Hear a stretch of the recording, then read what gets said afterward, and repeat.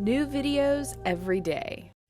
A sense of belonging and sense of family is not something that you can be prescribed in a bottle, although many of the symptoms or the behaviors one may express through not having a sense of family or a sense of belonging, those might be prescribed and be medicated for. But the truth is, for those of us that grow up in foster care, we often don't get the option of even having that possibility of a sense of family. And I'm not even talking like a family, like you've arrived. I'm talking a sense of family, a sense of belonging. That one person in your life that you know loves the heck out of you, loves you unconditionally, and that relationship's not dictated by a fee of service, a contract, or training. And for those of us that have finally arrived and have that sense of that sense of family or that sense of belonging, that's the true medicine for us. That is the true time to grow up, I'm connected, I want to give back moment in our lives. For myself, it was when I was 16 years old and my social worker said, Angie, I want you to go to this conference. It's the first of its kind. It's the first time we're bringing young people from foster care together and have a conference all about them. And he said, Angie, there'll be no drugs, no sex or alcohol. And I said, I'm not going then. But that's where I was in life. And reluctantly I went. My social worker said, you're not getting your clothing allowance unless you go. So I went. And I'm so glad that I went. I don't even know if I would be alive and be here speaking if I didn't go. It was my pivotal moment in my life, being 16 and being in an environment where other young people had experienced similar stories, had similar feelings as myself, and we were able to connect. It was the first time that I had a sense of normalcy growing up as well. Growing up in the foster care system, you have to be careful of what you share and your stories that you tell. And you have your friends that sit around and they say, oh, for family vacation, we did this, or my mom or dad did that. And that's great for them. And as the story moves over to you and you say something about your story and you have that shock value and everyone looks at you like you've said something wrong, and you very quickly know, and you very quickly learn not to share your story. And you carry a piece of shame around with you. And so not only do you not get to share that, but you hold those feelings and those stories, those childhood stories, deep within your soul. Because there's no place, no environment around you that can normalize those experiences. So I'm at the conference and I've connected with a small group of other people that are from foster care. And we talk and we complain about the system and we realize that we're all on the same page and we share our experiences and we laugh and we cry, we share our stories. And in the midst of all the conference chaos and us meeting, and I realize that these are my people, is when I met my dear friend Teresa, and we continue to be in contact. But our moment when we met is I sat on a panel and I presented to some government people, and at the conference it became very apparent that I'm the type of person that's likely to speak what's on my mind, and being 16 on where I was at and having nothing to lose, I would speak it however I chose. And so I did. And I was lucky to have the government people in the audience that were listening to what myself and my peers were saying and not how we were saying it.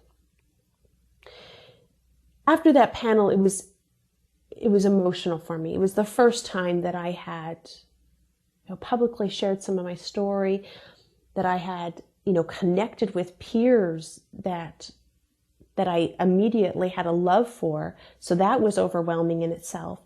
And it was this healing process. And in the midst of this healing process comes tears. comes tears, and I found myself in the bathroom, and I hadn't cried for so long. I remember going as a child, going through, months where I just wouldn't cry, whether I couldn't cry or I wouldn't cry. And I was in the bathroom and I was crying, and I was embarrassed, but I was also like, wow, I'm crying. This is kind of, freeing, and, it felt good. And Teresa had walked in, and she's also from foster care, and she hugged me. And she hugged me, one of those hugs where you have someone wrap their arms around you. Not those like sideways hugs, right? Sorry. And she hugged me. And I didn't know what to do with that. I don't know why you have to be 16 years old and not know how to hug somebody back.